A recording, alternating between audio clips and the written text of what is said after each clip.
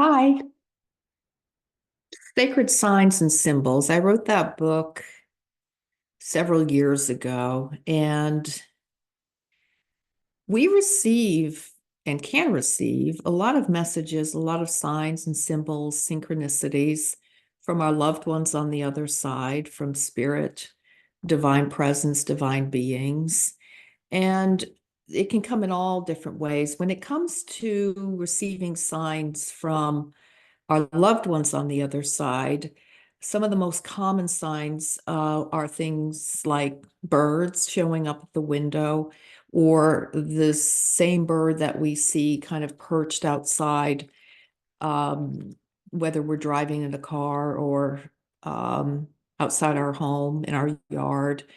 The other animals too, butterflies are common for loved ones on the other side to kind of express themselves, manifest through dragonflies, butterflies. Sometimes, the animals are less common.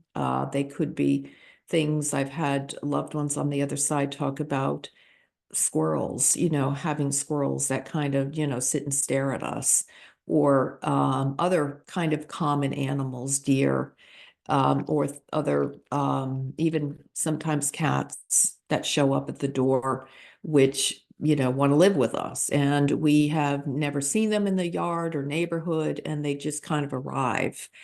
Um, we also, loved ones can send signs through numbers. That's a common, um, sometimes 11. A lot of people will see 1111 or series of ones.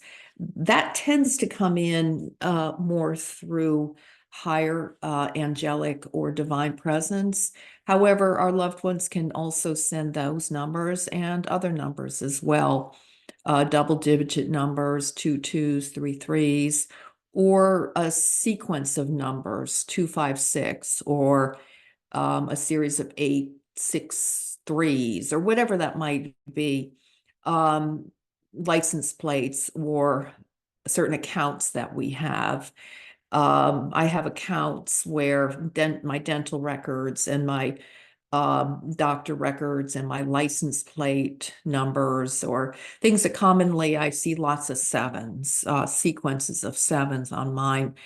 Um, so there's so many different ways that our loved ones show up through signs, clouds in the sky, synchronicities, things that come to us through avenues that didn't seem really possible, finding something, or somebody giving us a gift of an object or a book or something that has meaning that they weren't aware of, or some connection to a loved one that they were not aware of.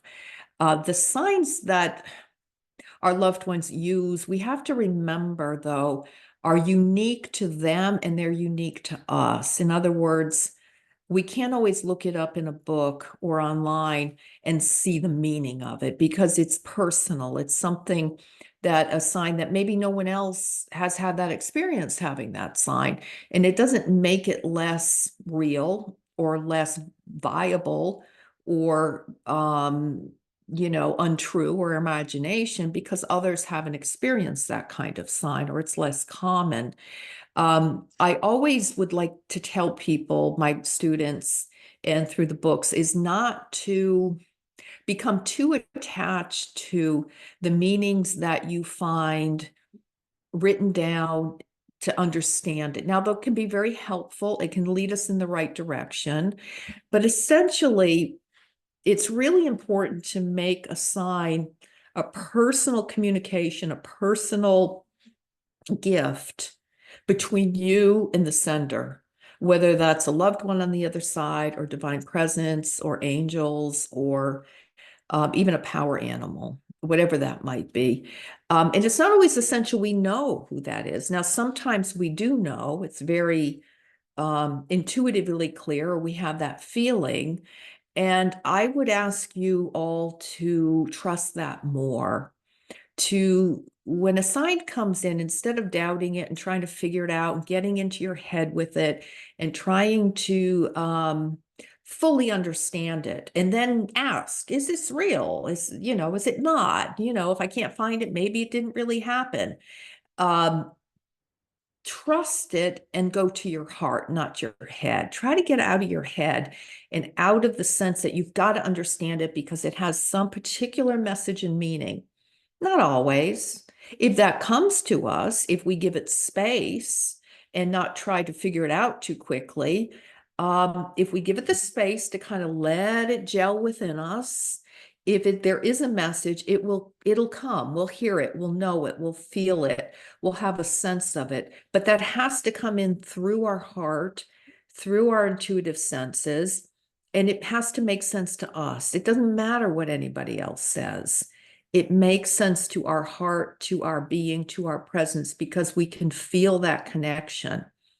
That connection always comes with peace and love too. And that's one of the ways that you know that you are receiving from the heart and it's coming as a gift from spirit, is because it will give you a sense of peace. It'll give you a sense of everything's okay. I'm being watched over. My loved ones are with me. It'll give you a little bit of a smile, a little bit of a playfulness that your loved ones in spirit is kind of aware of you and giving you these kind of little interesting pieces and puzzles and kinds of ways of communicating that can seem fun. So let it be fun. Let it be interesting. Above all else, listen to your heart for the message and the meaning inherent within the signs that manifest, and trust it. Don't let anybody take that from you. Let it be the special connection you have with your loved ones and with spirit. And it will be really, really nice. We all need that too. Bye.